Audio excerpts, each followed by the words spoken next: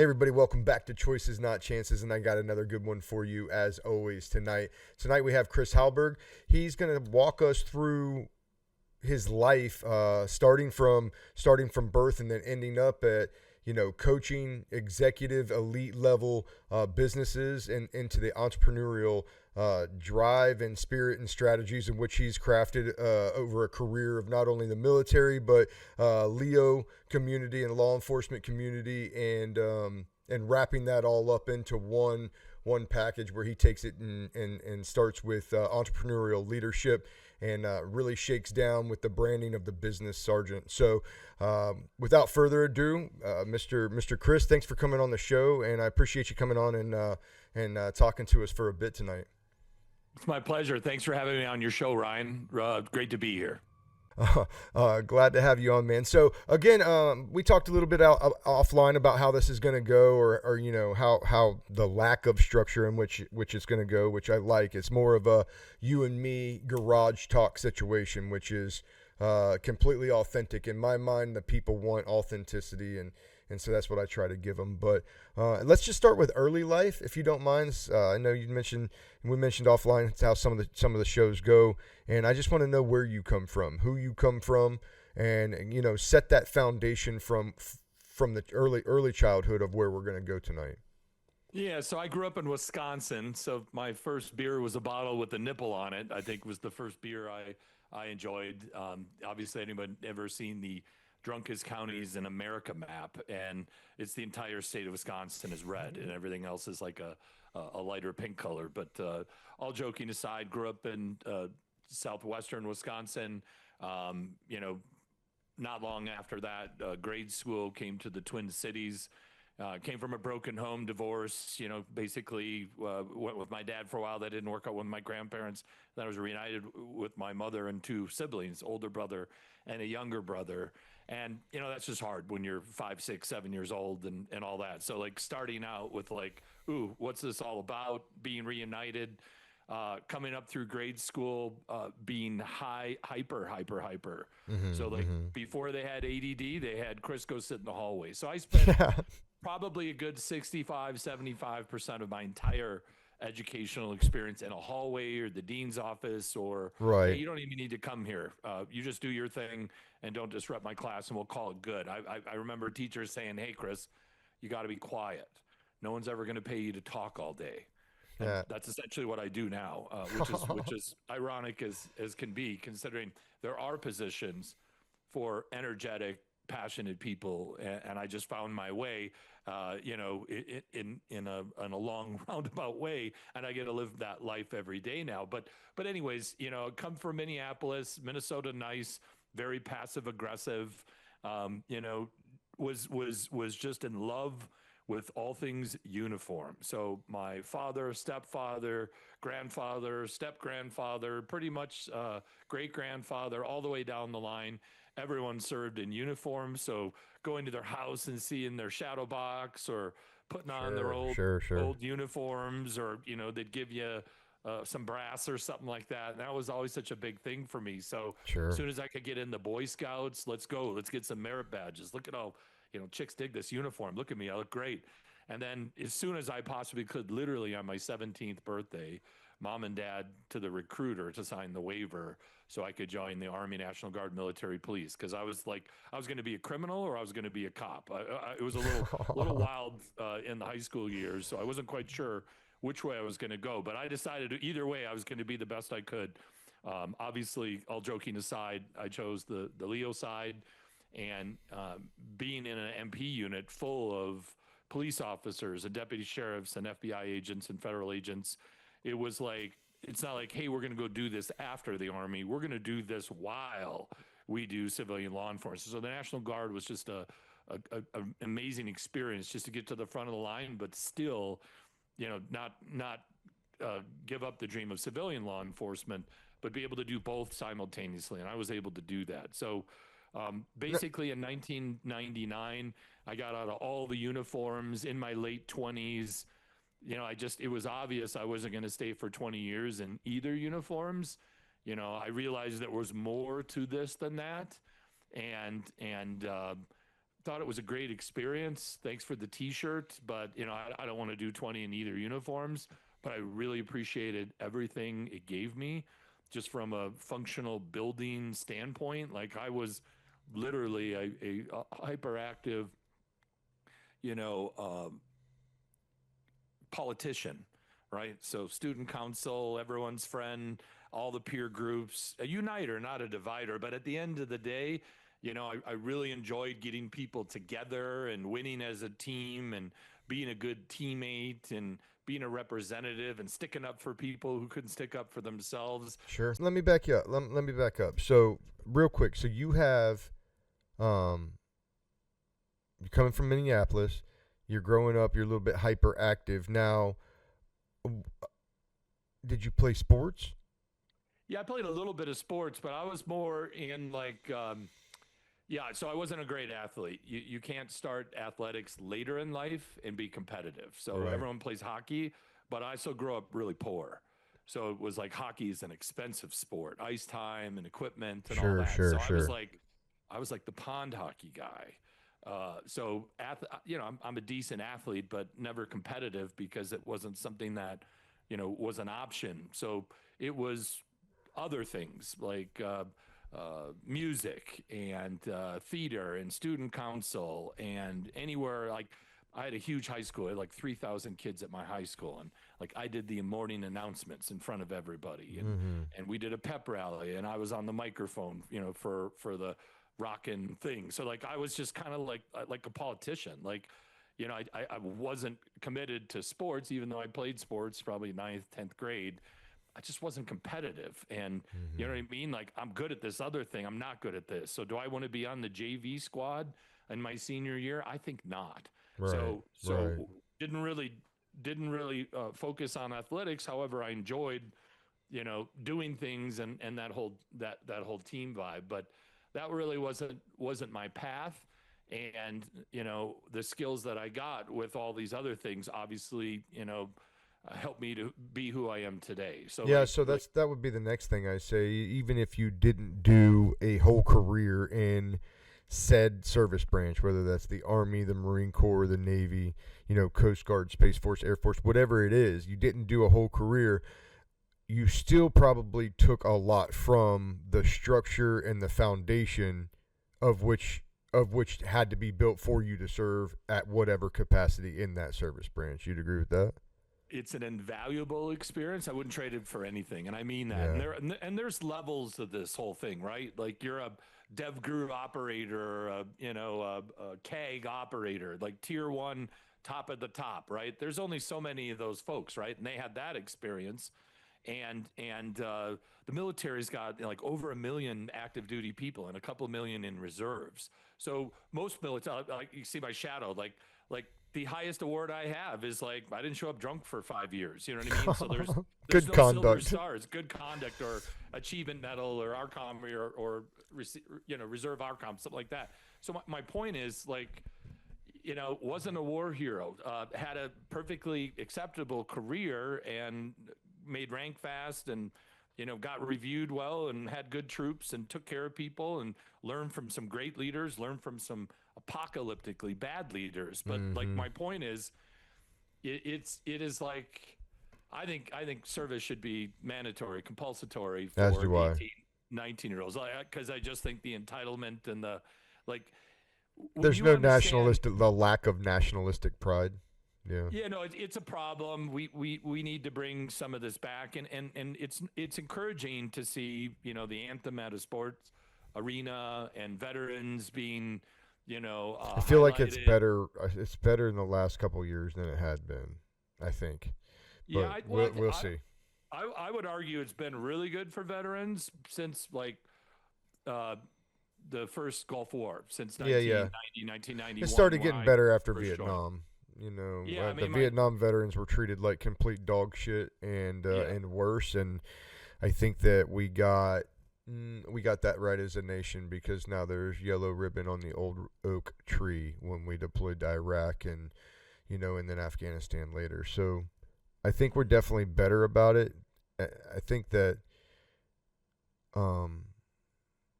you have to be better when you see it. And after 22 years, the American people have seen it, were exposed to it, and I'd venture to say every single hand would go up to say they at least knew somebody who went and fought. And that wasn't the case early on, and now it's the case. So, that being the case, I think that, you know, when you know somebody that's been there, even if it's just been in service during a war time, well, then it's like almost like you have some skin in the game. And when you actually are related to those people, well, then you do have skin in the game. And so after 22 years of different people having skin in the game, I think that, you know, by and large, the American people are like, you know, regardless of why they were sent there, whether we believe in the mission that they were sent there for or not, these are still young American national treasures coming home, and we need to ensure that what happened to the Vietnam guys never happens again. And Yeah. I feel like the country's getting that right. Yeah, no, and has for, to your point, a couple of decades. But at the end of the day, like, we still have tons of homeless veterans. We're still losing 22 veterans a day to suicide. Like, there's a bunch of systemic issues. I mean, the VA is getting better, but it's still the VA. Like, no one, talks about the DMV being the pinnacle of customer service, nor is the VA like, and there are some good Never things will about it be either. It won't be. yeah, well, it's run by the government. So, like, if you want something to be lowest bidder, mid tier, mediocre, then that's what you get, right? That's Because right. there you don't have elite level accountability, and, like, so back to these whole things.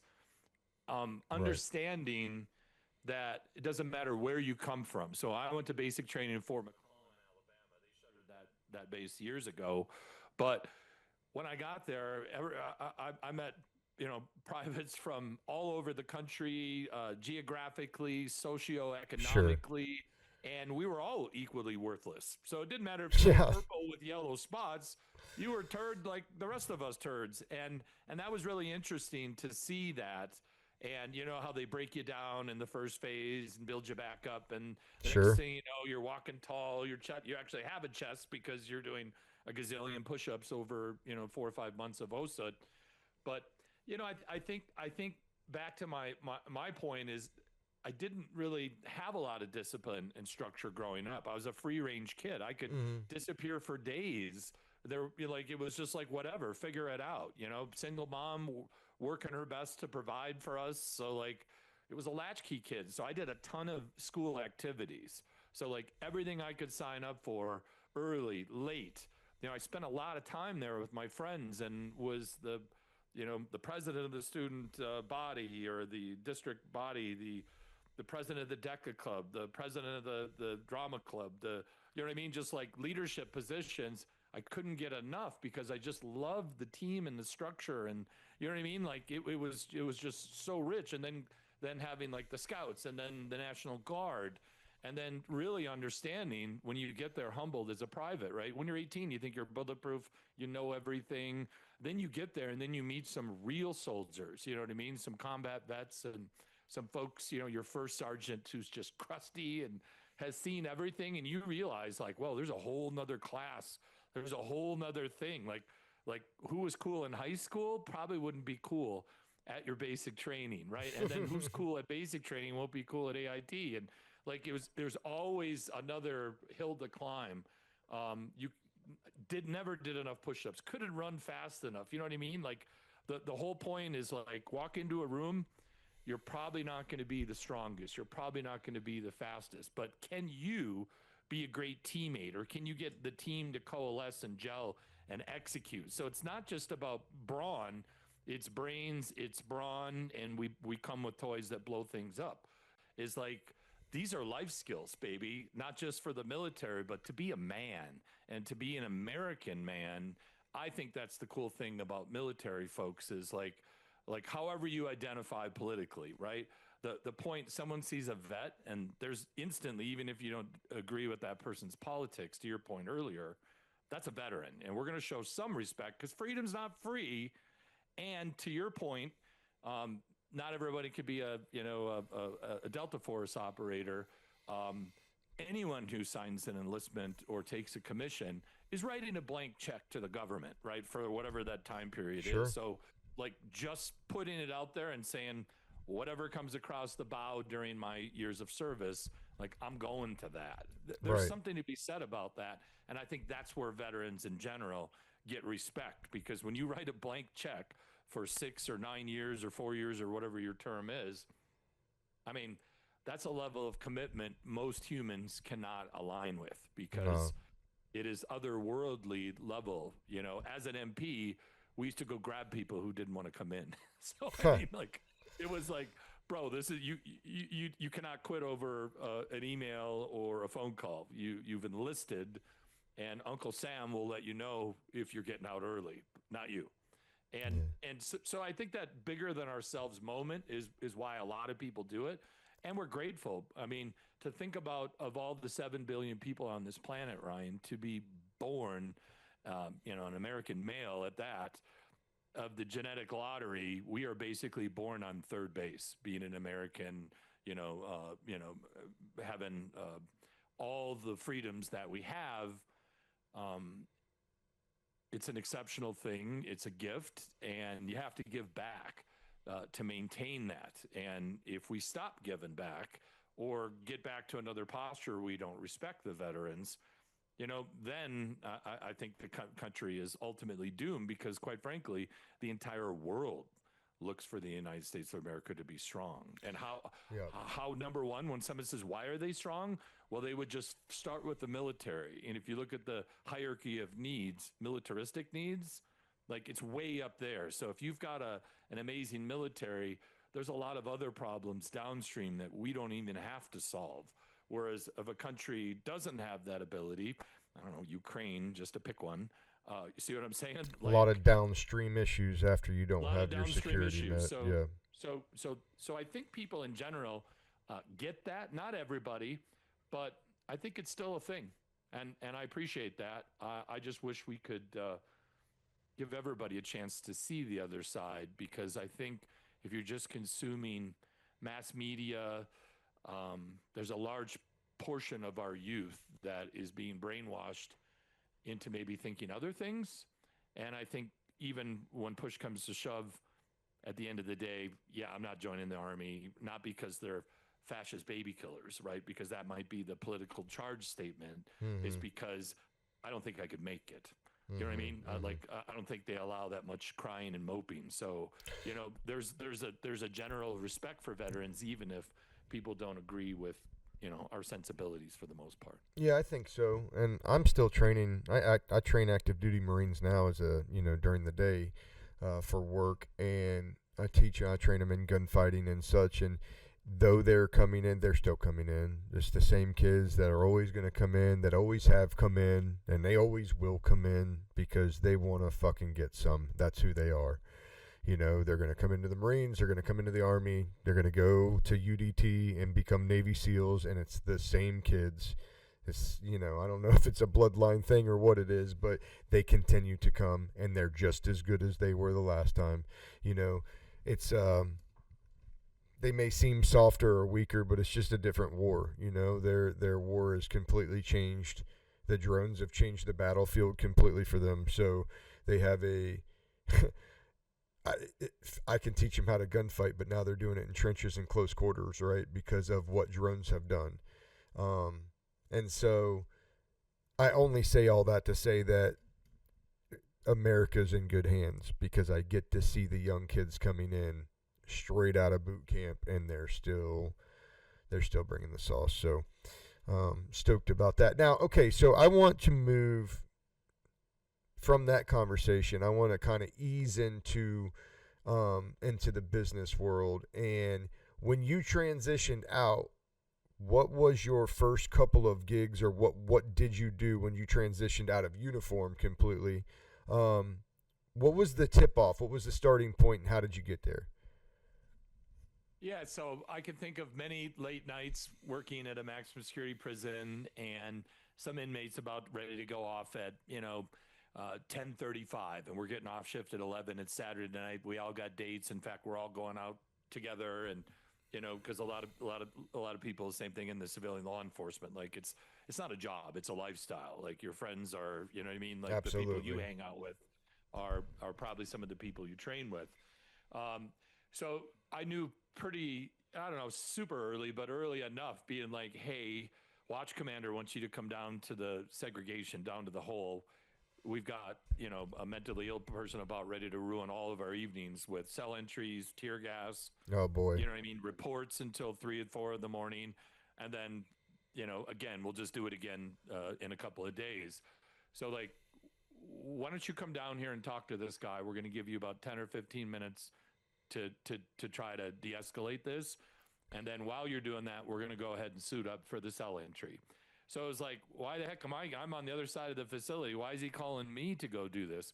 Well, I have some verbal skills that the other guys maybe don't have because Little of all verbal of my judo. thinking. Yeah, some verbal judo. That's a good way to say it. So I'm a bullshitter. Gift to the gab, I think, like my entire life. So just back to grade school, high school, or whatever, we're going to sell candy bars. Who's the top seller? This guy. I destroyed every sales contest I ever entered. Like, I'm a selling machine. Anyways, that back to that history. So, hey, what's going on? What's about that? Well, here's the deal. Nah, we really want to do that. All right, let's make a deal. Some negotiation. Some extra shower time. Maybe I could find a Snickers bar laying around. We don't need to do this kind of a thing. Just whatever it was. And it was like, yeah, we're not going to do this. So we're going to uncover the camera. We're going to, peacefully come out so we can get you another cell because there's a mattress floating in this cell because it's been flooded. You know what I mean? It's like the games. And we're all, someone's going to stay by and do a quick little report how it almost happened but didn't. And everyone's going to go out and enjoy their Saturday evening. And when I show up to the bar, because I'm the one doing the report for drinks are covered. And then, yeah, I'm not paying for drinks. Like, that was awesome. Like, man, the last thing I wanted to just be covered in crap, my girl, at the bar alone or without me, not alone. So I think that was kind of like, okay. And funny enough, as much time as you spend in prison and stuff, an occasional inmate would be like, hey man, why do you work here? So like when your fellow officers are saying, dude, like, I'm pretty sure you can do other things. And when like random criminals are pointing out that, why are you here? And you're getting called to like help with things that are delicate. That was kind of like when I knew there's a life outside of it. And quite frankly, the rate of pay and the amount of stress and the, 3 or 4 ER trips and, a couple broken noses, part of that mouth is sometimes it gets smart. I know that problem. You got to pay for that, right? So like, I know that problem. So to answer your question, I took a job selling home improvements because a deputy partner of mine, brothers, had a construction company, and I had done a poker game and done really well at poker. And he's like, man, like, you should come out and sell some windows with me on Saturday. Yeah, why don't you come out and just see what it's all about? Right. And about halfway through the second sales call, I just kind of had him hush and saw the opening and just kind of put it down and said, well, what do you think? And they're like, yeah, we'll go forward with it. And this guy was like, I basically closed the sale in about half the time he thought it would take. We walked out of there with a check for some 20 grand or whatever, and I made a couple $2,000, 10% commission.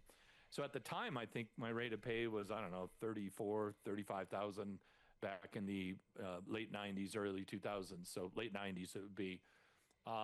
So like when you make 3-4 weeks of pay in 2 hours, that was like, ooh, okay. So like, I'm pretty sure I'm not long for this after getting a taste of that. But man, do I really appreciate all the people I served with and all the things that I learned and stole from the best. And, back to what I was saying before, many times, I don't know, a lot of people won't talk about this, but most of the leadership in the military is horseshit. Like 7 out of 10, leaders, not great, right? But it's the 3 or 4 wonderful leaders out of 10 that make up for the bad ones, right? And everyone just kind of slots in behind them. So I've probably seen more examples of I'm this rank, so do it because I said, not because here's the task condition and standard, let's go get them together, right? There's a difference between a boss and a leader. Like we've all seen those memes.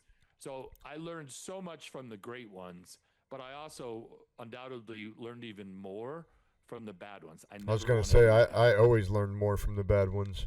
All right. So, so like at the end of the day, who knows how it is today?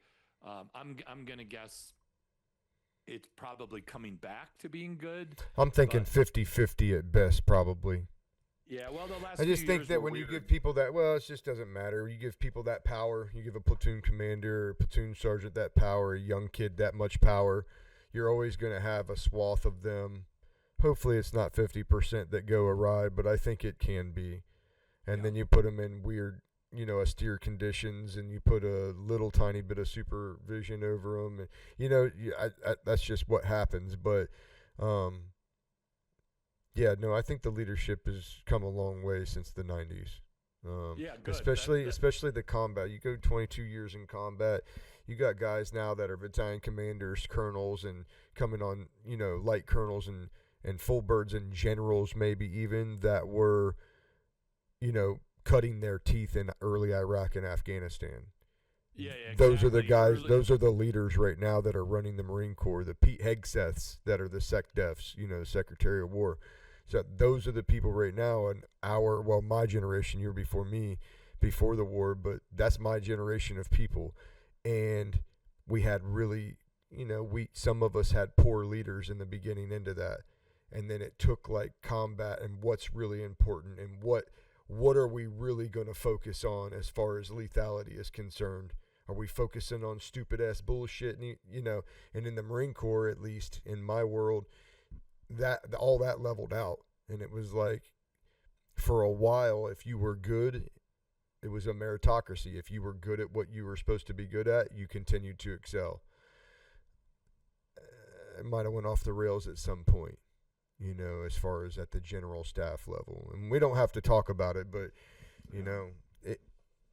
it's way better than it used to be. I'll say that the leadership's way better. But going back to poor leadership and good leadership. Good leadership is great. Poor leadership will show you what making mistakes looks like and feels like. Good leadership shows you how not to make them, but you have a poor one once in a while, you'll learn exactly why not to do certain things. yeah, I mean, you see the commander address the troops and then leave, and then, all right, let's go get it. Or what a douchebag. You know what I mean? Like what people say, like half a second after you about face and forward march, that means something, right? You're taught to respect the rank before the man or the woman. But at the end of the day, if you're like, I'd take a bullet for that one, or I wouldn't piss on that one if they were on fire. Like I said, there's a big range there. And Colin Powell quote that I had in my book years ago, but I'm going to murder it, so excuse me. But what Colin Powell said basically is the day your soldiers have concluded that you cannot help them or you do not care about their problem is basically the day you stop leading them, right? Because you know what I'm saying? Like, got to have somebody follow you to lead. Those are the two greatest failures of leadership. Like the second your troops understand you're in it for you, you're going to get your gold oak leaf company commander someday, and that's what this mission's about, right? Versus you're going to tell the colonel, no, sir, I don't think that's the right use of this element. I think we're going to go ahead and create an L shape over here, and I like our odds there, right? You know what I mean? Like, so like the captain just got chewed up, but he did what was right for us. When Sure. you found that out, you'd do anything for that 03, versus he's just trying to climb and doesn't really care. Climbing the corporate ladder. Yeah, the corporate ladder, that kind of stuff. So you could kind of tell who is in it to serve and who is in it to resume build, and that goes through the NCO ranks, right? In as well. Sure. But at the end of the day, like, you're not a leader if people don't want to follow you, and they kind of have to because those are the rules. But like, you can tell a unit that has a good command climate, right? Sure. Great officers, great NCOs, and great soldiers. And then you see other mixes, poor officers, okay NCOs, bad, or great, bad, and not good. Okay, that's interesting. That's an interesting little intersection right there that we can kind of, maybe I can pose a question about business, because now you're kind of coaching or consulting at a higher level with business, and we'll go back and fill in the blanks, but did that come in handy for you to be able to differentiate who was worth a shit and who's not worth a shit, and then actually be able to bring it to those companies, to those CEOs and those COOs to be like, hey man, if you want me to consult you, I'm gonna consult you. Here's your dead weight. Is that the approach you take with Yeah, I it, mean, or there's a fair amount of we call the right person in the right seat, and that's a like phrase talent that's been management? coined by Dr. Or this is actually Jim Collins in his business book Good to Great from like, I think the late '90s, early 2000, and that book sold like 6-7 million copies. So right people share your core values. They have the esprit de corps of your unit. They vibe like you, like they work like you do. They care about what you care about. That's the right person. And then the right seat is they're actually good at what you pay them to do. They're not a Sure, rookie, they're a master. sure. And when we have a high percentage of an organization that is, let's call it, in my experience, even up to 80% right people, right seats, there's still another gear to find. Once we get to about 90% right people, right seats, they'll clear out the last 10%. I've seen it happen well over 100 times. But that 20% wrong people, wrong seats is enough of a foothold for the organization just not to get everything it wants. So the four combinations are right person, right seat. That's what we're looking for. Next most common, Ryan, would be the right person in the wrong seat. Hey, do you know how to do this? Kinda, I've seen it. That guy left. You're in. Go. No training. I believe in you. And then a year later, we're like, hey, why is Ryan not doing great at this role? Like, you did us a solid by taking this out of class position. We didn't fill you in with the training, and now we're looking at removing you because it's not going so great.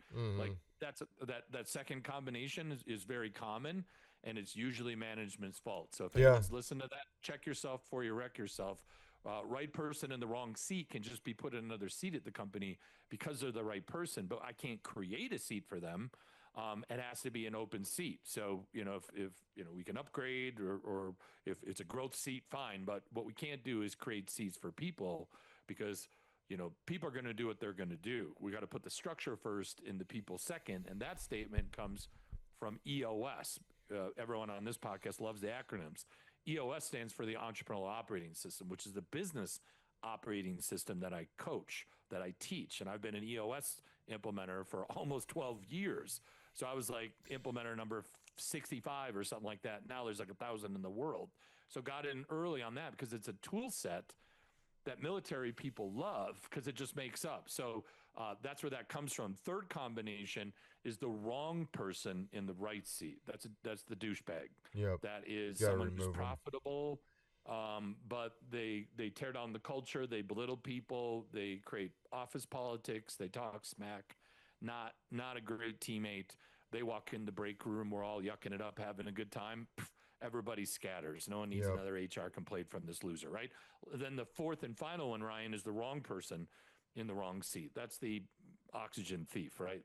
That's the guy who should be apologizing to the plant in the corners for stealing all the oxygen. It's been working hard to produce all day. Like those ones are easy to spot. Yet I still find those people in my travels. Huh. So like those are the four combinations. And once we get your business at about 90% right person, right seat, they'll clear out the rest. And it's a fair amount of work. It takes a year or two to go through this proven process, but it's very systematic. In quarter one, we do this. In quarter two, we do this. So it's actually like almost, I don't want to say a guarantee because that doesn't sound right. It's assured. It is a high probability outcome in 8 quarters, knowing that we do the exact same thing with all these different businesses over approximately 8 to 12 quarters. So like this is, if you don't know how to do it, it can be very difficult. But if you know somebody that has the system and over a decade of doing it, and then thirdly, because I'm an entrepreneur and that's what we're talking about, is I have a software company now, which is an actual EOS authorized tool that has a license. So we have all the great terms in there, but it's called Go Expand. And this is like a software app where I can actually see the stack ranking of a team, and right people go up and right seats go to the right. So if you're up and to the right in the green, you're good to go. You're the right person in the right seat. If you're high up, you're the right person, but you're not over to the right, you're the right person in the wrong seat. So like the whole point is people need to be visual, and I can't just give you these concepts. I have to create the matrix, and then I have to give everyone access to the same visual source of truth. So like, forget the software for a second, just basic coaching. If you've got a team that's not performing well, and let's say there's 20 people on this team, the first thing I can do is just say, okay, we're going to measure everyone's performance for a week, and then we're going to post it. And then I'm going to take all the 20 things, and I'm going to multiply it by its sum, and I'm going to divide it by that, and I'm going to get the average. And then I'm going to take a fluorescent marker. I'm going to, wherever that average line, I'm going to write it. I'm going to put average, as in above and below. Then I'm just going to let that marinate on the wall. And then the people who identify as being a top performer who are below the line, they're either going to say that and say, that's bug, that ain't going to happen again. I'm going to fix that. And whoop, thank you for the call out. That's not me. Or, yeah, whatever, I don't care. So like, just like if you did nothing else in consulting or management consulting or leadership training, just the simple fact of not letting people fail in silence is enough to keep some semblance of accountability on your team. What I find in modern society is like, I identify as being on track. My mom said I'm special and I can do anything. So like, well, you just met me. You don't know what I'm like the most valuable person here. Right. Well, quantify that for me. Well, I can't because I'm not really, Chris. Stop asking me these hard questions. Can I make a complaint against him? No, actually, he doesn't work here. So like I dig and I find, and I definitely find people that are in it for themselves. And at the first sign of personal discomfort, they do what's good for them, not the team. Yeah. So when I spend 2 years with the leadership team, by the end of that 2 years, like I would say by the first, 3 or 4 meetings, I got a pretty good line on who's who and what role they are and who's full of shit, who's underserved, who's holding back, who's kissing the boss's ass, all this. And then eventually when I spot it, if it's appropriate to call it out live in the moment, I prefer that. I don't like side meetings. I like to say, hey, Jeff, either. say that again, but I want you to live your core values and not be a dick this time. Go. Yeah, Give me a redo. And then like, whoa, did he just say that to me? You can't talk to me like that. Well, actually, what you just said was a way bigger offense than what I just said. Mm-hmm. I was actually the only one here that had the testicular fortitude, military term, to say something about it. So if I had not said anything about it, what were you going to say next? Right. What was after that? Right. Since no one's stopping you. You just said your core values are this. You just violated the core value in front of the whole team. And I'm trying to let people know that that's not good. Yeah. You got to say sorry to your team and move on. We can just correct yourself and move on. You want to make a big deal about this right now? I'll look at the CEO. You want me to do this here? Sometimes it'll be thumbs up. All right, let's go. Let's have a conversation. Boom, boom, boom. Sometimes I think sometimes that conversation is necessary, right? Yeah, I mean, sometimes the warning shot is good. Another time, you're trying to coach what discipline and accountability looks like, and when you have an example and then you pass on it, like, what are you here to do? So again, back to the business branding. When someone hires the business sergeant, they're not hiring me to tiptoe around their tulips or subvert their eggshells on my way to greatness. They hire the business sergeant because I'm going to come in here and say, listen, I've worked with hundreds of multi-million-dollar entrepreneurial leadership teams. I do this for a living. I have clients that you would all know they are the best at what they do. I have clients that have won Best Place to Work awards, which are a survey, not a check. Sure. That have 94% engagement for 10 years in a row. Like, that's the work that I do. So I know what great looks like, and I know what not great looks like. And let me tell you right now, this is not great. And I don't care whatever spin you want to put on it. I ain't buying it. I'm the forest ranger. This is your tree. Every piece of bark, every knot in this tree. I look at a lot of trees, and your tree's got bugs, and it needs water.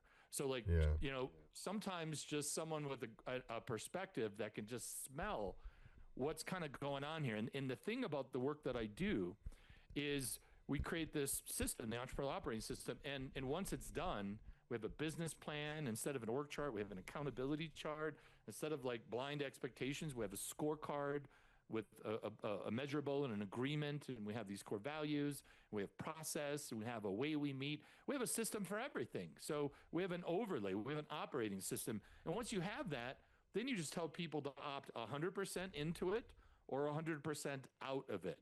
And then business gets really easy. The problems and what I see at the start of all of my engagements is there is a nucleus, the people that are actually making stuff happen. And Yeah. then there's like a second ring who care about 50% as much as them. And then there's another concentric ring, and they care about 10% of what the middle ring cares about. You know what I mean? Yeah. And the idea of a company, and all a company is, Ryan, is a curation of human beings to serve other human beings to solve a problem at its most simple, basic level. So if you have 7 billion people in the world to choose from, and you have 58 people at your company, 56 of those people need to be a 10 out of 10. And I get perfection is never going to be there, but if that's not what you're shooting for, what are you doing? Yeah. Because I have companies that make twice the profit of larger competitors because they're lean and mean and highly profitable. Like my companies pay their people a lot of times in the 75th percentile. Right? If 50 is scale, you're like a 25% premium. You can't steal somebody Yeah. making 25, 30 points over scale, but they don't know that these people are literally doing 2x the work. So Yeah. my message to your audience is there's a profit margin in A players and unicorns because they do 2x of a C player all day long, sometimes 3x, 5x, 10x. Look at like Elon Musk. He's 100x of another A player, right? But we never pay him 2x. We pay him 1.2, 1.4, maybe 1.6x. So there's a hidden profit margin in curating a team of unicorns because a small team of A players can run circles around a large team of C players. Yeah, So yeah. that's kind of the methodology. So it starts with the mindset. Then we do the operating system, and that's a proven process. It works amazing. Hundreds of thousands of companies have gone through the process. It's great. And then you get the software to glue it all together and put people on visibility. Because if I know my stuff's out and searchable and you know what I'm saying? Like if I'm the right person in the right seat, I would rather gnaw off my left arm than show up to your meeting without my promises Yeah. fulfilled. And once we get the turnover from I don't care, some people do, some people don't. It's a transition, and then a year later, like 80% of the people want to be there and want to be accountable, and the non-accountable people are like, "This I don't fit in here anymore." Yeah. Starting to Yeah, be the out group. yeah, you're a little slow to realize that. So yeah, not only is that true, but thank you for realizing that. If we're not letting you go, you realize that, and then when we hang on to the wrong person, there's no opportunity for the right person who would thrive at in our unit, our company, but they're suffering at a shitty place. And there's no space for them to come here and be great for themselves and their family or for us because we hang on to the wrong people. So like the first thing I do is like, listen, in the military, they issue you privates and you take whatever they give you and you make them good. Like that is the role of an NCO in the Marine Corps, like perfectly stated, like what you did, right? And now you're taking those same methodologies and giving those to civilian law enforcement people, right? The tactical stuff and a bit of the mindset stuff, I'm sure is there as well. But in the civilian business world, I can just pick up my phone and get another job. Yep. Headhunters call and I get another 20 grand. I don't need to put up with your dumb ass out. So like the point I is, guess that would be my next question. My next you question. get to pick them though is my point. You get to pick them, but they can leave anytime they want. So it's a completely different dynamic, but the very same techniques and feelings and vibe you get in an elite military unit, a top level sports team, like whatever is exceptional to you. Like the training you do, guarantee that training is high quality training. You're not going to Bob's discount gun shop and having some guy who hasn't seen nothing, right? Shoot paper targets. Yeah. They got freaking USMC combat devil dogs, hoorah, out there training people how to do it, right? That's what I'm talking about. My next question would be, when you speak with these COOs and these CEOs, and maybe even CFOs if they have any WASTA and sway in their company, do you encourage a incentive-based pay system in order to keep or continue to shower good performance? Yeah, no profit sharing. So if we have a team that's generating outsized profits, we're going to have to share a percentage of them because it's a privilege to be in a high profit situation, and it doesn't happen on accident. So generally, we'll take 10% of EBITDA, earnings before taxes, depreciation, and amortization. So kind of like the number. EBIT, earnings before interest, taxes, and bonuses is another way to look at that. And usually I'll take 10% of the EBITDA and make that a profit sharing pool. So if we're making $1 million, we're giving $100,000 away. If we're making $10 million, we're giving $1 million away. And that's probably going to be a little heavy. Well, it's for sure going to be more weighted towards the executives, the directors, VPs, managers, and then all the way down the line. But if someone is a key leader and, if I look at them and they are all the way highly aligned and highly performing in the Go Expand software, anyone who's way up and to the right, like the unicorns that are clearly the right people in the right seats. Sure. They're going to be, if someone's at 146% performance in the app, yeah, they should probably be paid somewhere close to that above everyone else that's around 90 to 100% of the goal.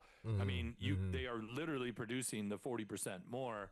You probably would pay them 25 to 30%. It doesn't have to be dollar for dollar. My point is, if I got somebody living all the way up and to the right and they're paid within a couple of bucks as the herd, which is, on the mid to the left side of things, someone else is going to figure that out. Yeah, they'll eventually leave for sure. And they're going to, they're going to get a call and be like, yeah, you know what I'm saying? So like, that's the way it works. So like, wouldn't you want to know that, Jane or Jimmy is at 146%, so you could compensate them appropriately, and they're not really a flight risk, because you sit them down and you're like, you're 46% higher than your number. Let's make it 50%. Let's keep this thing going. If anything, can I get you to do some training? Can you write down your SOP? Like, can we also learn something from you, a wonderful operator? And then, hey, I'm going to give you some spot bonuses. I'm going to change your base pay, and I'm going to say thank you, and give you personalized gift. And now, do you see this actually happen? Yeah, I mean, you have to, because like if you're expecting world-class performance for mediocre benefits, like that, the world just doesn't work like that. I mean, it used to before the internet, right? If you're the only factory in town and people didn't want to, ride a horse 30 miles to the next town, they're going to work at your foundry. Like now with virtual work and like the technology that exists today, like people can go wherever they want and kind of do what they want to. Heck, during Corona, some of these young industrial millennial Gen Z types had 3 or 4 full-time jobs and somehow pulled that off for a year or two. I mean, like mad props. That was like high school, Chris, trying to figure out that angle, I think. But at the end of the day, that just says the management at those companies basically absentee and horseshit. Yep. Because how would that even be possible? You know what I mean? Unless the work you do is AI can do it for you. Yeah. And maybe Chat was the number one employee, or is today now, because of all the outsourcing of thinking that happens. Again, these smartphones, they're not making us smarter. I assure you. I've gotten quite a bit dumber in the last few years, the more time I spend. Well, we all have. Yeah. We all have, but it's access to the information. So it's like, there's pros and cons. Yes, we are by memorization not smarter, but by technology and realpolitik, every single fact that has ever been is in our hand and findable instantly. Then there's robots. Then there's robots to curate that for you in a proper way. So it's like, give and take. I say that because it's frustrating, because like if you go to a restaurant and you see a family, you'll just see 4 people looking at their phones, and you know what I mean. You could I'm guilty of it, buddy. I know. I hate it. So we go out for family time. Like I'm super mindful to leave put the them phone down upside down. You know what I mean? Like screen side down, and put it on silent, because there's only so many times where my kids actually want to hang out with me. I know. So I'm in that boat. If that's a time they actually want to spend some time with me, and I'm in there, setting appointments, booking podcasts, that kind of stuff. Like that is not the right time to do that. You need to be present for your people. But back to the whole system stuff. If you have a system and it's pure and it's just and it looks awesome, the right people are going to see that and say, heck yeah, let's do that. Pinch me. I get to do this. Other people are going to look at it and go like, yeah, whatever. Like, pay attention when we do the work and we show it to people. So like, we do this speech thing. We roll out this state of the company meeting. Like, I tell my clients to put a little GoPro at the front of the room looking at the crowd. Review that later, because you're going to have some key people. Faces. I'm not sure how, yeah, and look at the Yep. Yep. look at the eye rolls, or look at the people start sitting on the front of their seat. Look at the people who are high-fiving each other. Like, you will see who's going to be here in a year from that video. Yeah. And, not everybody takes me up on it, but the ones that do, like, did you watch the video? I did, and I saw some things. Oh my God, you were right, Chris.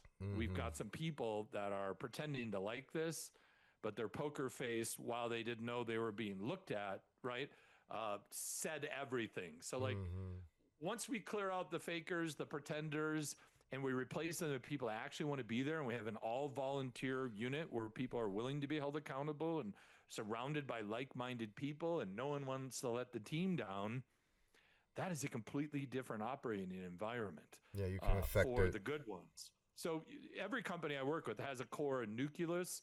Like, sometimes I do turnarounds and M&A stuff, and there's nothing good there. Like, it's rare. It's rare, but sometimes it doesn't happen often. But sometimes it's like, we're going to clean this. We're going to start over. This is cancerous. Yeah. This is a tumor of a company, and we're going to cut it out. Super rare. Usually there's a nucleus of beaten up, strong-willed people who that thick as thieves, and they take care of each other, and they fight the forces of the rest of the company just to show up to ground zero every day, and then something can happen. And when those people see me come in, they're like, oh my gosh, he's here. You know what I mean? Relief. And the other people who are pretending to work see me come in, and they're like, oh shit, he's going to figure this out. So, like, my favorite thing is kind of determining who's naughty, who's nice, getting that Santa-like list going. And then strategically, what's the worst one? Fire them on Monday. Who's the second worst one?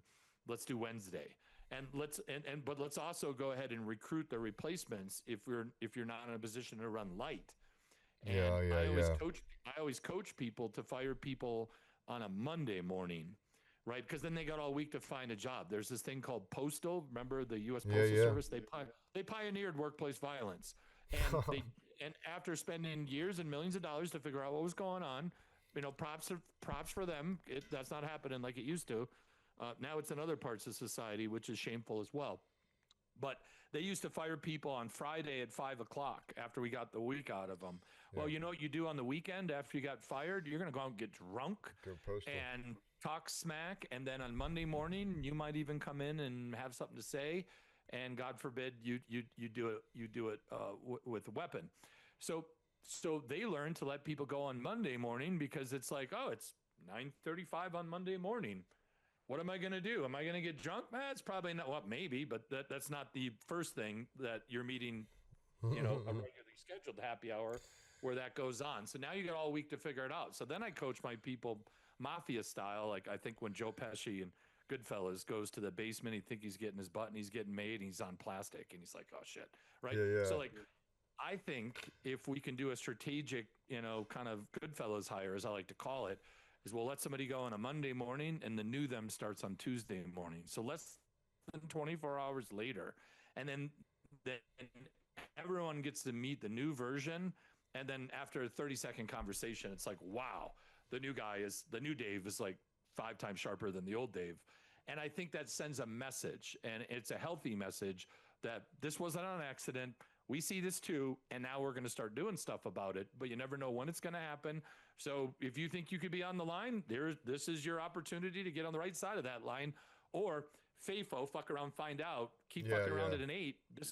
This is what finding out at an 8 looks like. Yeah. Because what happens is employees, when you don't have a recruiting apparatus or the mindset or the confidence or the budget to curate a team, is people F around at an 8 and they find out at a 2. And all you're doing is creating license to do that. So, like, the FAFO meter is a powerful tool, because it's kind of like relativity. If you think about Einstein and the FAFO thing, like, equal opposite reaction, something like that has to be true. And when it is, when somebody doesn't hit their number for 3 weeks in a row, or someone doesn't call, no calls and no shows, 2 shifts in a row. Well, the policy is, I don't care who you are. You don't call in twice. That's it for you. Well, that was our top salesperson last year. Well, he's going to have to reapply because we just let him go. So my point is, you can't have 2 different sets of rules. You got one set of rules, and the CEO down to the janitor, everyone follows these rules. Anyone catches anybody doing something, it's your responsibility. So having a great culture at your business is like security at the airport, baby. You see something, you better say something. Silence is consent.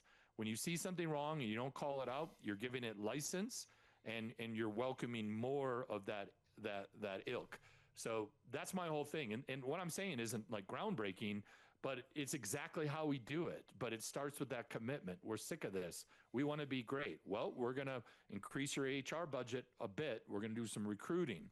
And the neat thing is I have an army of experts that I bring with me on these assignments, because sometimes I find them through my travels, and sometimes I find a client, we tried 10 people. We got this guy's amazing. Well, can I use them on a few things? Yeah. So now I have this curated group of experts, and one of them is a military recruiter. All they do is place military veterans. So I'm like, how many business sergeants do you want? I have a online business course at businesssergeant.com. So I can recruit somebody. I can give them a login to my leadership course, which is based on the book, and they can take a almost 6-hour course, totally understand where I'm coming from. We can get them plugged into the EOS training, which is a separate thing, but it's adjacent. And then we can train them. Unless you're splitting atoms or you're in the nuclear fission business, your bomb disposal or heart surgery, those are years of schooling and operational experience to be great at it. Anything short of that, a really smart, great ex-military leader with some business experience is going to go in here and just deal with the team stuff.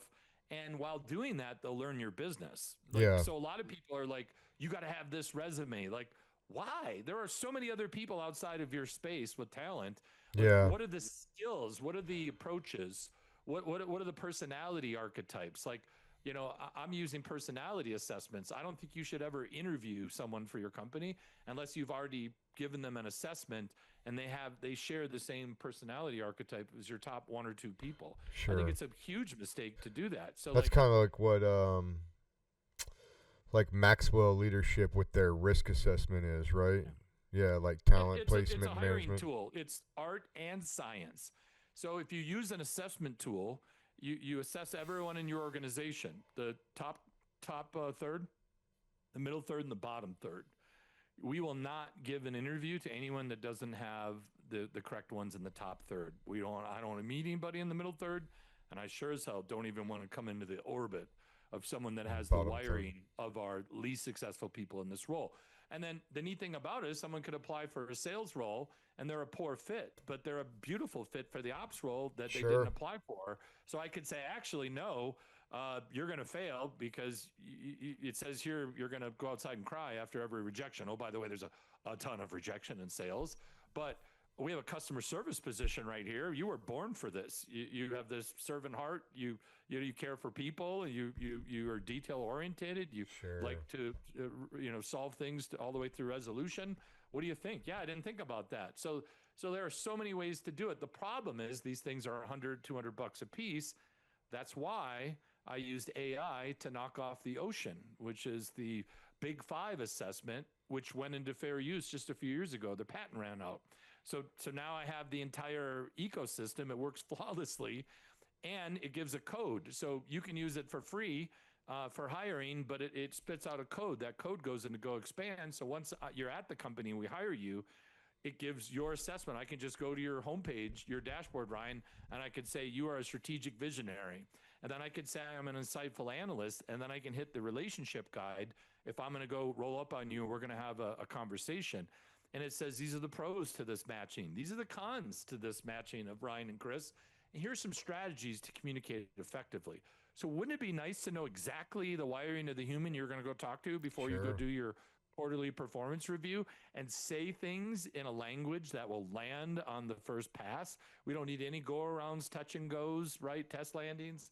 Like we can just hit targets. So like that's the human side of it.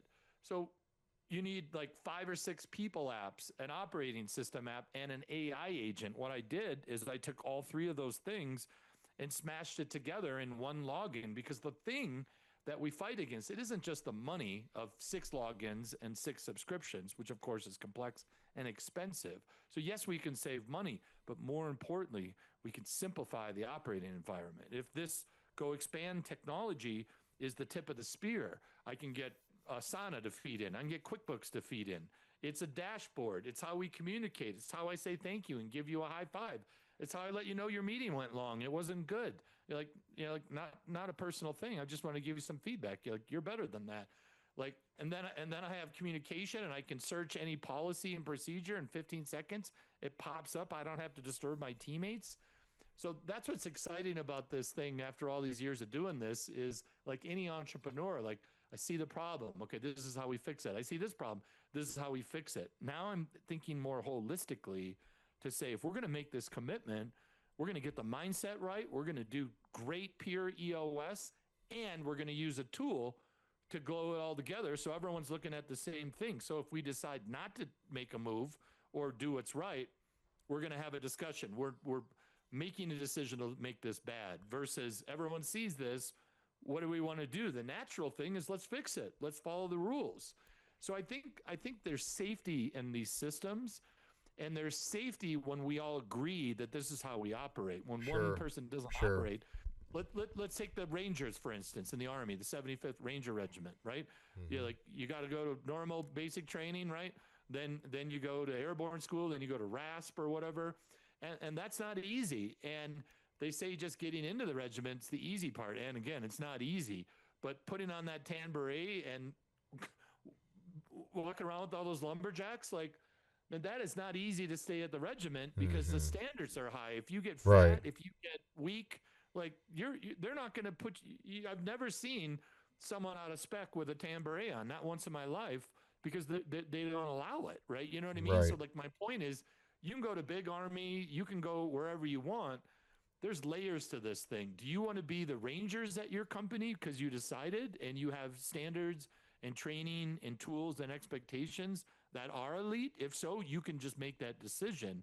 If you want to be big Army, bureaucratic, politics, bullshit, malingering, malaise, lackadaisical, don't give a fuck, short timer disease, all those things you'll find in a normal, you know what I mean, a non-special unit. And then back to big Army, big Marine Corps, Alpha Company, you'd be lucky to be in that, right? Bravo Company, that's where they send you when they don't like you. So you could even be in the same engineer battalion, but Alpha Company's where the winners go and Delta Company's where the dogs go. So like, it doesn't matter. Like my whole thing is you get to pick who you want to be. All we got to do is bankroll it and stay committed until it happens. And then once it happens, we maintain it.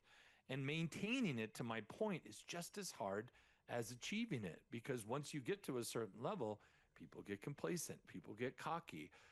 I've had people graduate my program 2 years later. I get a call saying, man, we need a booster shot. What? I don't know what happened, but when you left a couple years ago, we had it all dialed in. Well, I'm like, well, someone not yelling at you, pointing out your failures in an uncomfortable way is what's going on. You're eating cake and Cheetos at 10 o'clock every night. You're not going to have a six-pack with a six-pack of beer, and that's not how it works. Six-packs come from like chicken and broccoli for 4 months. That's where six-packs come from, right? Mm-hmm. Mm-hmm. Gotcha. So it's all relative. Sorry for the rant, but I feel strongly about these things, and it's not brain surgery. The leader just has to decide and then find that nucleus and get them in a room and say, you know what? Anyone else sick of all this work and no profit? Anyone else sick of this? What's the worst problem we have? Let's just name the worst problem and fix that like tomorrow. That's generally where I start with people. What's the one thing? It's really not that hard. We just need to commit and then hold people accountable. And anyone who doesn't want to do it, we're going to let them go. And once other people see that, oh shit, they're not messing around. So they're going to get accountable real quick. Yeah. Yeah, or they're going to discover they don't want to be on an accountable team, and they're going to self-select, which is Which cheaper is and easier for everything. That's right. That's right. So how do you market yourself and how do you go after new business? Well, most of my work is referral based. Yeah, that's what I figured. I'm out here on the podcast tour right now, promoting Go Expand, the new application to glue it all together. But at the end of the day, most of my work is referral work. I've worked with a lot of clients, and all those entrepreneurs have friends. So I generally get passed around after one assignment. I go to another one. I don't do much outbound marketing, but at the end of the day, it's a big world, and there's a fair amount of people who do what I do, but they don't do it the way I do it. So, if you want the business sergeant, then you're going to call me. But there are other veterans that do leadership team coaching, right? So we all have our own brand. We all have our own shtick or whatever. But I'm one guy. So Sure. if Sure. it's not, if the assignment isn't for me, I'll just hand it off to a colleague that's a better fit because they have the time, or it's a price point that the client needs, or it's a geographic location. I'm traveling less for business because one thing good that came out of Corona, right? This is my entrepreneurial studio. I have multiple 4K cameras. I'm facilitating full day virtual offsite leadership team things virtual. I never would have thought that was possible until we were forced into this posture. But now that it is, I have teams that I'm now meeting and I've been with for a couple of years now that are graduating. I've never physically been in their presence, just like we're not in the same room, yet Sure. we're having this. If, like I said, if you were on this side of the desk, on this side of the desk, we've been having the same conversation, Yeah, and we're the absolutely. same guys. So so like I keep myself busy, but a leadership team coach maybe works 100, 125 full day sessions a year. That's considered a pretty good practice. And the other 150 days are days like today, which are, business development or following up with clients or answering questions or doing Sure. press or anything else that an entrepreneur needs to do. So like, at the end of the day, I know people. I can set whoever up with whatever they need. I love to connect people and solve problems. I can't be everywhere at once, but I have an army of people that I can call upon, and I'm happy to do so if anybody needs help. Bet that. Bet that. Okay, so we're looking at like already coming up on that hour time frame or just a little bit above. If you could give the audience or the listening audience one piece of advice for somebody starting out as, let's say, maybe it's even a personal coach, a success coach, a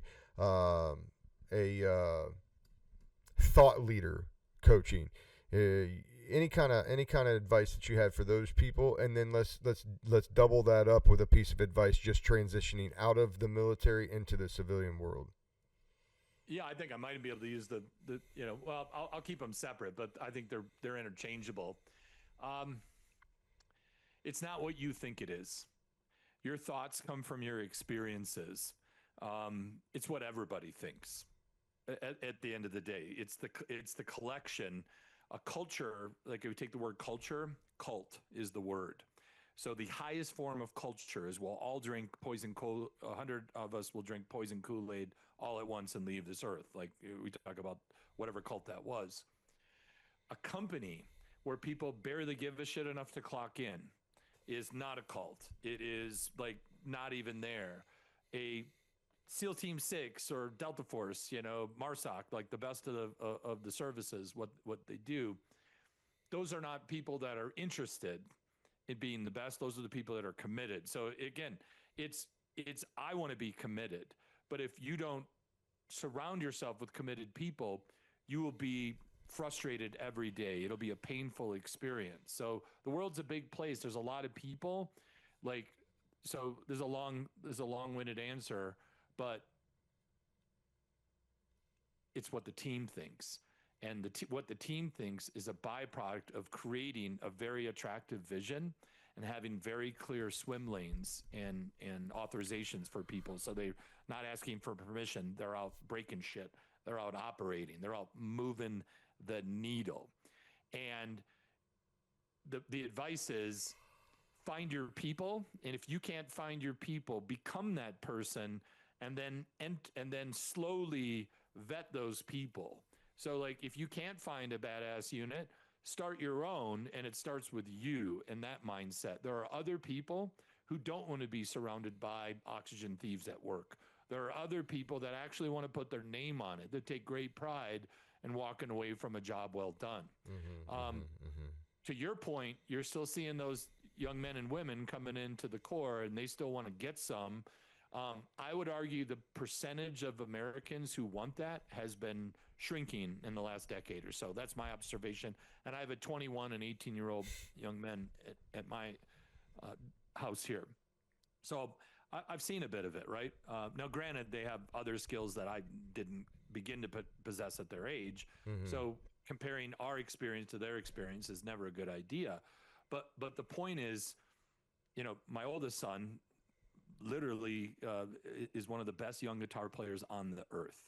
In 2018, he won the Young Guitarist of the Year for the world on stage in London against all the other phenom kids. So watching him like be able to write a full-length album, Hunter Hallberg, shameless plug on Spotify, Hunter Hallberg, workout music, instrumental guitar, upbeat stuff. This kid completely composed a concept album in high school, had it mixed mastered, and it's out on the like I was hitting power chords, trying to get college girls, playing like bad power chord music. And then here's that. So like where I'm going with this is he just was exceptional at that. So what did we do? We found other exceptional people. Surround him with exceptional He played people. with them, and instructors are like, what do you feed this kid? I'm like, listen, he wants this. I have nothing. I'm supporting. I'm writing checks. I'm saying you go. But like he found his people of like-minded badasses, and all the people he plays with are ungodly talented and will all be big artists as they mature and come up. When someone says, hey, will you jam with me, and they're not committed to their craft, he doesn't want anything to do with anyone who isn't like serious about this. And that's what I love about that kid, is if he learned anything from me, is like, this is what it looks like, and I'm not even going to entertain. Like, he won't even entertain. Like, people get offended. Like, what do you mean you won't, like, dude, like that? I have other things going on. Thank you. Nice to meet you. And people are like, like, I even had like, this is years ago, another parent said that he didn't want to play. I'm like, yeah, he can choose where he spends his time. And like, isn't that rude? I said, well, isn't it rude to assume that my kid has to play with your kid? I think that's actually what's rude, So going back to like creating your tribe or finding a tribe. Life is too short to literally spend a third of your life with people you're not willing to back up and aren't going to back up you. Back to companies like, oh, we're a family. Well, careful with that one. Most families are dysfunctional. So why don't we have an actual 8 to 10 hours a day that doesn't have to be as crazy as maybe your home life or our political world in America? Like, the world's pretty crazy right now. If I can give people 8 to 10 hours a day of stability and camaraderie, structure, and opportunity and fun and fulfillment and exclusivity and leveling up, like, that is a great place for someone to spend a third of their life. And what that does is it creates all this good vibes and opportunities. So you don't have to go home and kick the cat or you know what I mean? Or be off with the family, because your tank is full. You're with your people, you're doing your thing. So this is a super long answer, but my point is, this isn't a dress rehearsal, baby. The cameras are on. It takes just as much time out of your day to be sad, sorry, hopeless, as it does to be fueled up, fired up, kicking ass, taking names, like making tons of money and solving problems, crushing crime, saving lives, whatever that is for you. And that's what's neat, because the people that get to rock that out, and they don't have to be different people. I don't have to put on my fake go to work face, and then I get to be me during the other 8 hours. And then also you need a comfortable mattress, because the other third of your life should be resting for the other two. So let's have a nice mattress, a great place to work, and own your experience as a family person. I find that your life is much better when you surround yourself with like-minded people, and they find it much better when they find you. So that is the longest answer to what the advice would be to someone young starting out would be. First answer. Second answer, what would I give to a service member transitioning? The skills that you picked up here in whatever time you spent are worth millions of dollars. And like in some cases, like if you're a F-35 pilot, your helmet costs about $500,000. You know what I'm saying? So like if doesn't matter what you do, anyone in the military, we're spending hundreds of thousands of dollars educating them, and the education doesn't stop at basic training. It's just school after school after school and certification. That's the thing about the military. Like they're not shy about educating people. And this reminds me to like this LinkedIn meme that was out a while ago during Corona, I think. And it's the cartoon character where the CFO says, the CEO says, hey, CEO, man, if we spend a ton of money training these people and they leave us, well, what does that look like? And the CEO says to the CFO, what if we don't and they stay? And that is a civilian business meme. And it's funny and it makes you go hum, right? Because it's interesting. In the military, this is what the training calendar looks like. Yeah. And every day there's something on it. So like when you want to get someone who can wait in lines for hours without complaining, who can, make a grass path with scissors look great. Like some of these military skills, not so transferable. I'm joking, right?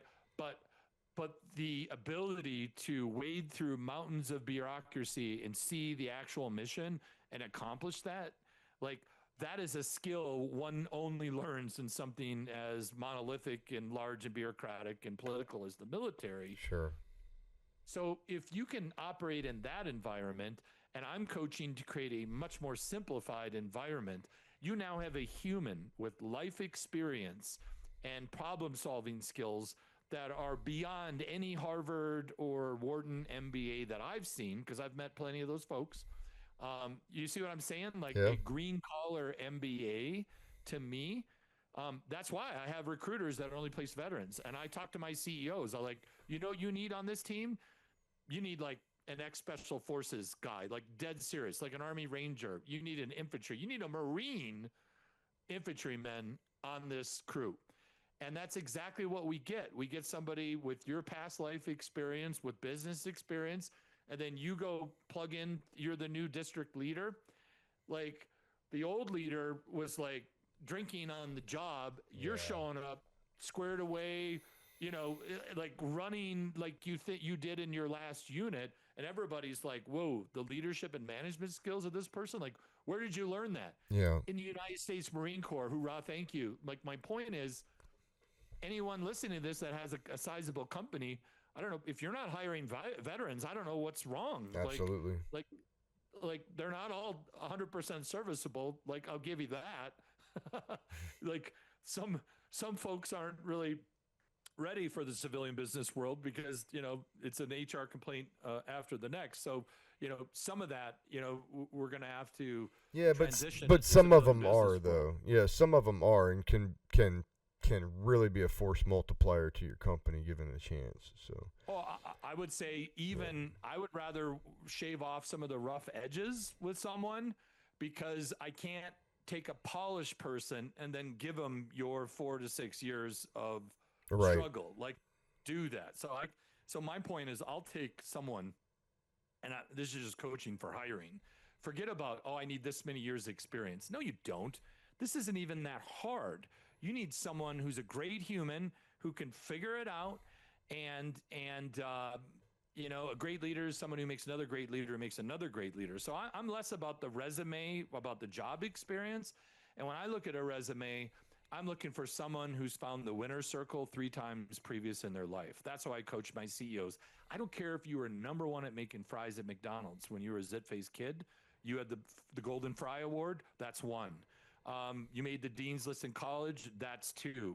You're the number 1 sales rep for the Pacific Northwest. There's number 3. Come talk to me. Like, the world is hard. You found the winner circle on your own. Like, you're going to find it here. Yeah, I like that.